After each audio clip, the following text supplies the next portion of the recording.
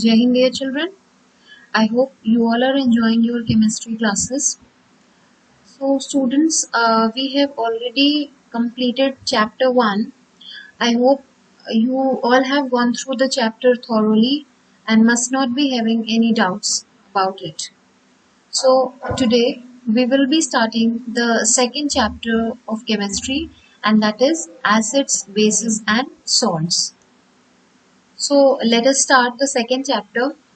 One thing I would like to mention here that please go through all the reactions which have been dealt in the first chapter, which is including the five major kind of reactions, that is combination reactions, decomposition reactions, displacement reactions, double displacement reactions, and redox reactions, which includes oxidation and reduction.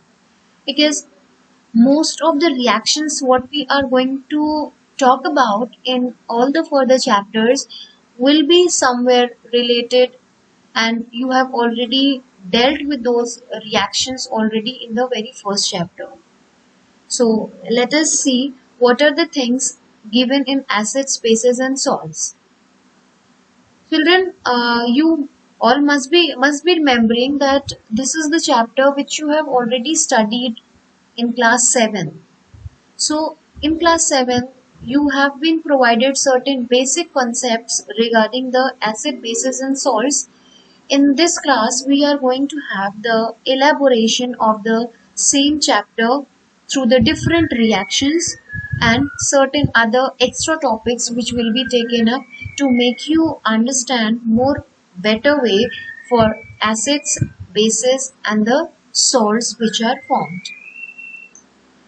So students, before we talk about the different reactions, we need to know a bit history about the acids, bases, and salts, and later on we will talk about the properties of acids and bases and the formation of the different salts. So basically, the two main sources of most of the chemical substances are animals and plants, and secondly it can be minerals and rocks. So the chemical substances which we are obtaining from animals and plants, which are basically the living organisms, they are called as organic compounds. You are going to have one detailed chapter about the same, that is carbon and its compound, which will be there in the second term. So we will discuss about certain organic compounds in that chapter. Okay, so there are certain substances when they are obtained from the living organisms are termed as organic compounds, and the ones which are obtained from the minerals and the rocks will be termed as the inorganic compounds. Now these compounds are basically present in the foodstuff as well as in the number of other materials which we are using in our everyday life. I can talk about certain examples such as washing soda, sodium chloride, that is the common salt which we are using. Similarly, we have limestone, we have slaked lime. All these are the different things which are very much connected to this chapter. And I would like that everyone should be trying to correlate this chapter with everyday life. Whatever you are finding in your everyday life, just try to connect it rather than just remembering the reaction and trying to do the mugging up of the concept. It would be better if you understand these and then try to correlate. It would be better for you to understand and recall and retain it for a very long duration also. So, the earlier classification of the inorganic compounds, including a large number of organic compounds, was basically done on based upon their taste. On this basis, the compounds were classified into three basic categories, and then it was kept first as acids, the second was the bases, and the third one was the salts. So we can say in general the acids are those substances which has a sour taste. It is not a standard rule, because and we cannot have the testing of the acid with this particular property all the time, because all the acids might not be so much harmful, but they might be harmful. So we cannot taste all the acids. So but in general you should know that acids are sour in taste. Now from where we have got this term? We have derived this word from a Latin word called acidus, A-C-I-D-U-S, acidus, which means sour. And if I ask you about few of the examples which are sour in taste, I hope many of you will be able to tell me the examples, such as it can be tomatoes, it can be lemon juice, it can be vinegar. These are few of the examples of the acids. So now moving on to the bases here, these are the substances which basically have got a bitter taste. So the examples if we will talk about is washing soda, it can be the soap, it can be baking soda, like the ones which we are using in the preparation of different kind of South Indian dishes. So these are the different examples of the bases which we are using at home, and we are able to commonly find these things around ourselves. Now, when we talk about these salts, so these salts are those compounds which are formed on undergoing reaction with of an acid with a base. So that means when an acid reacts with a base, it results in the formation of a substance called as a salt. So few of the example of the salts can be one of the most common, if you can tell me, it is, yes, it is sodium chloride, the common salt which we are using at home. Apart from that, it can be calcium carbonate, out of which we make the chalks which the teachers are using for writing on the board. Similarly, it can be copper sulfate, which is also termed as blue vitriol. It can be silver nitrate. There are so many others which you can find. So the salts are the compounds which are formed by the combination of the acids and the bases. So again, it's not necessary that every time salts are neutral in nature. This is a kind of misconception what we have, that salts are neutral, because we have the salt which is sodium chloride in our mind whenever we talk about the salt, but actually it is not so. There can be the presence of acidic, basic or neutral salt depending upon what kind of acid or base we have taken up for the formation of that particular salt. So sometimes the salts may have a very unpleasant taste, and it may be even poisonous. So it is very dangerous to taste any of the chemical substance. So therefore, you are advised never to taste any chemical substance. Go for its chemical properties and its chemical reaction, but do not go for checking of its taste, because it may be poisonous, may be a kind of toxic to our body. So now if you go through the very first page of the NCERT, this is something what has been discussed here, and you have been told that acids are sour in taste, and here it has also been mentioned about the change of the color of blue litmus to red. So let us now talk about how are we going to differentiate, because there might not be a specific color of an acid or a base or a salt maybe. So if we want to differentiate between an acid and a base, how are we going to do it? So for the same, we have something which is called as indicators. We are using indicators for the differentiation or to distinguish between an acid from a base.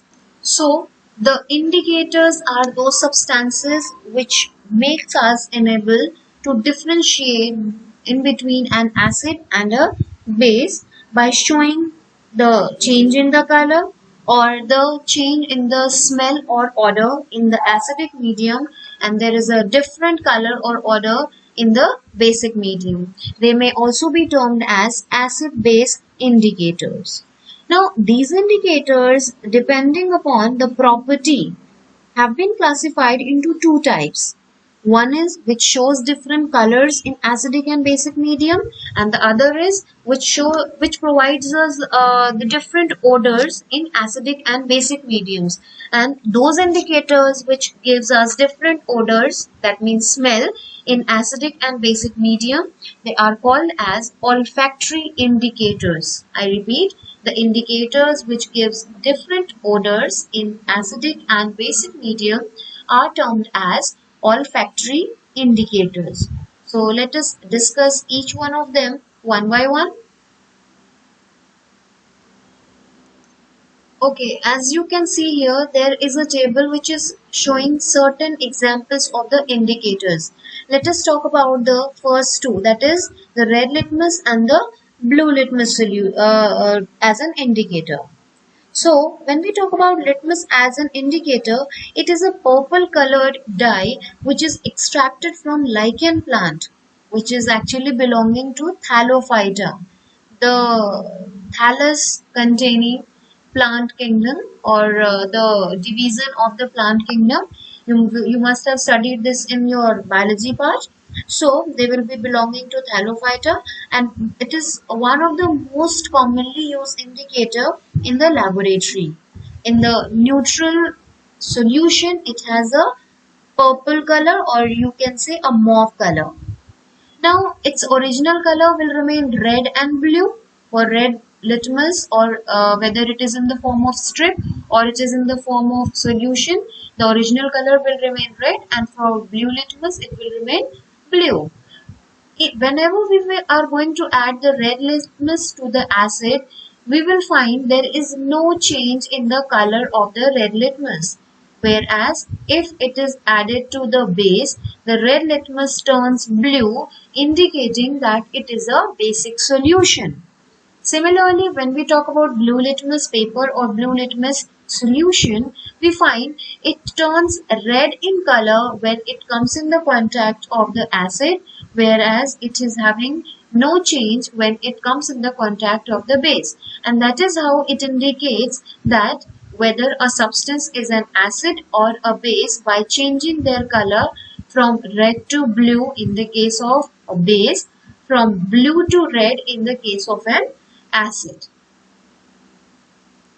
So now we can say an acid turns blue litmus into red, whereas a base or an alkali turns red litmus into blue. I hope you understand the term alkali. A base which is soluble in water is called as an alkali. For example, sodium hydroxide, potassium hydroxide, etc. So I hope everyone would be able to give me a few of the examples where blue litmus is going to turn into red color and the red litmus is going to change into blue color. So obviously you can answer for the very first category, that is the substances which are changing from blue litmus solution into red color. It can be lemon juice, orange juice, unripe mangoes, tamarind juice, vinegar, etc. And the one which is converting red to blue can be baking soda solution, washing soda solution, bitter gourd extract, it can be cucumber extract, and like such kind of examples can be put up over here. So that is how we differentiate between an acid and a base with the help of the litmus as an indicator. Okay, now can anyone tell me what kind of, maybe you are not having litmus because we do not have the availability of lichen at home, but do we have any indicator which we can use for the testing? Yes, we have the presence of turmeric which we are using in our everyday life, which is also called as haldi. It is used in our kitchen to test a basic solution. The basic solutions turn yellow, the original color is yellow and the basic solution will turn into reddish brown color and with the basic substances, whereas there will be no change when an acid comes in contact with the acid. Have you ever observed when a gravy of any of the food falls on your shirt, and especially the white colored cloth, and then after you wash it with the soap, that turns into red color? Have you ever thought of why does it happen? It is because turmeric, it is an indicator which comes, when it comes in the contact of a base, that is a soap or the washing soda, it turns into reddish brown color.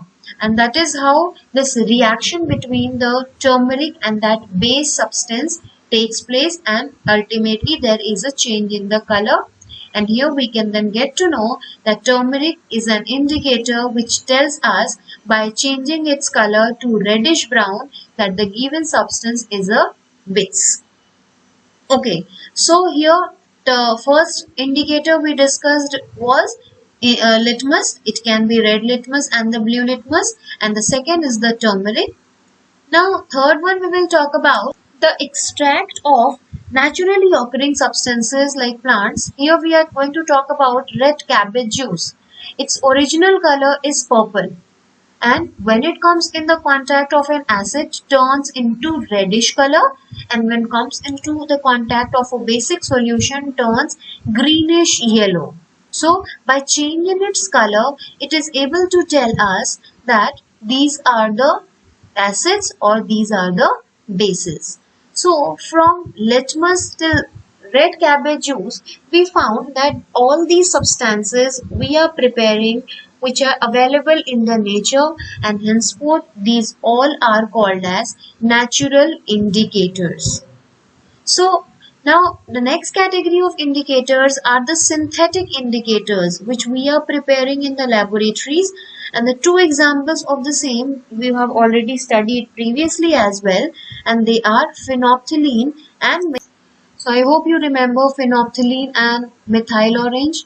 The original color of phenolphthalein is colorless, and when it comes in the contact of an acid it remains colorless, and when it comes in the contact of a base it turns into pink color.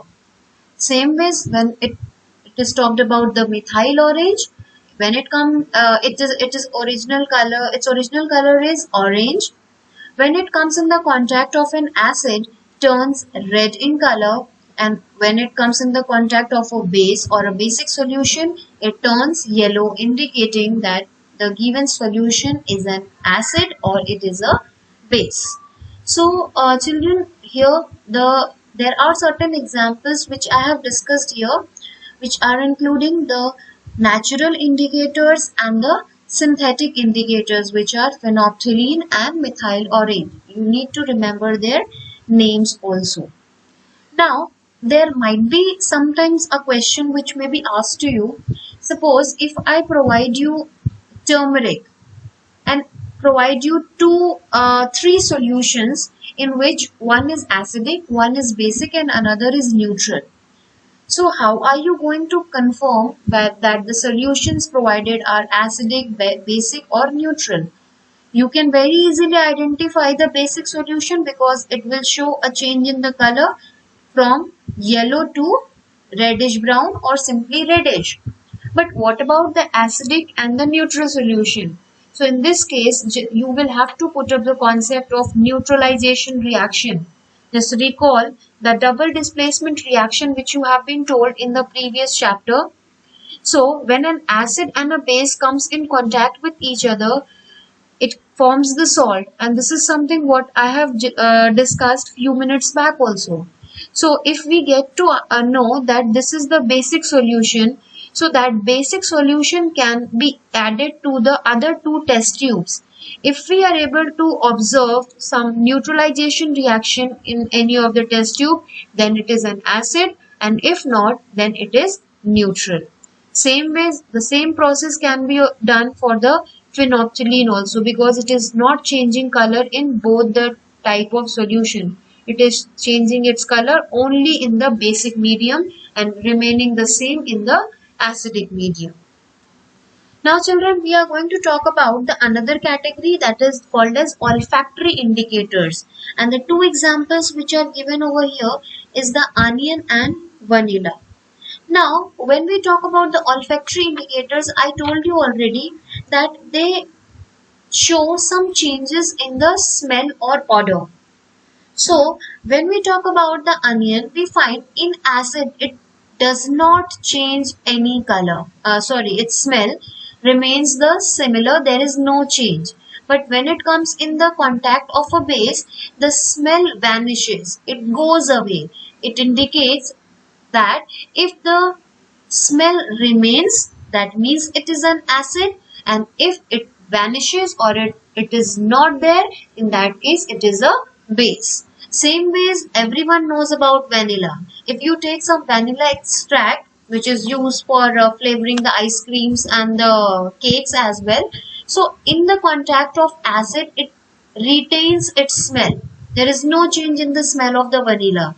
But when it comes in the contact of a base, its smell vanishes away.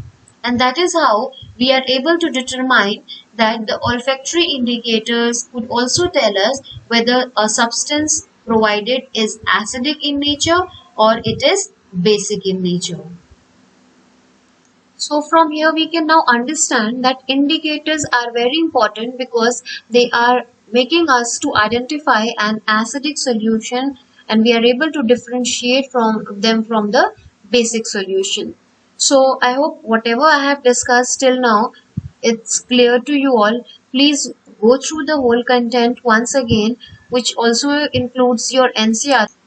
Now, if you go through the NCRT content, the very first activity, that is activity 2.1, has been discussed, and there are certain examples given which you have to collect from the laboratory, that is HCl, sulfuric acid H2SO4, nitric acid HNO3, acetic acid CS3COOH, sodium hydroxide, and the other examples provided here. You will have to write down all the sample solutions here, and what are the changes going to happen with the red litmus, blue litmus, phenolphthalein and methyl orange. And accordingly you will have to identify whether the given solutions are acidic, basic or neutral. So HCl will be an acid, so it will change blue litmus to red. There will be no change with the red litmus solution, no change with the phenolphthalein, and methyl orange will show a red color. Sulfuric acid will be acidic in nature, so the same kind of changes will be observed in the as it was in the HCl. Same thing will be observed in the case of nitric acid, acetic acid as well. Whereas in the cases of sodium hydroxide, calcium hydroxide, potassium hydroxide, magnesium hydroxide and ammonium hydroxide, since they all are the bases, red litmus solution will change into blue. No change will be observed with the blue litmus solution. Phenolphthalein will turn pink in color and methyl orange will change into yellow color. So you are not going to decide what is the intensity or what is the strength of an acid or a base here, because these indicators do not tell us whether they are a strong acid, weak acid or strong base or a weak base. They are only indicating whether the given substance is an acid or a base. So related to the same, there is a video which I am attaching along with the same, so that you can observe and understand how it is going to happen. Now, second activity is talking about the identification of the acids and basic medium with the help of an olfactory indicator, that is onion. So as I told you, in acidic medium, onion retains its smell, whereas in the case of a basic solution, its smell vanishes. There is no specific smell which you will be able to find.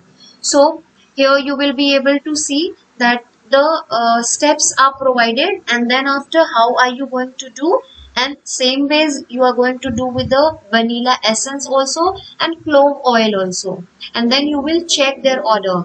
This is something which you can try at home also, because you have the presence of onion, vanilla essence and clove oil. All the things are generally present at home. You can take vinegar for a sample of an acid, and you can take washing soda for the sample of the base. So please do this activity on your own so that you understand and you are able to retain the things. And once you have understood the concept, you will not be required to remember and just learn these things. So if you do it, you will be able to remember it on your own. So these are the things which you have to go through once again on your own thoroughly. In the next topic, I'm going to talk about certain important theories which have not been discussed, although in NCRT, but you should be knowing it. In very short, we are going to talk about the three concepts, that is Arrhenius theory of acids and bases. Secondly, we will talk about Lewis acid-base concept, and we will also talk about Bronsted-Lowry concept of acids and bases in very short.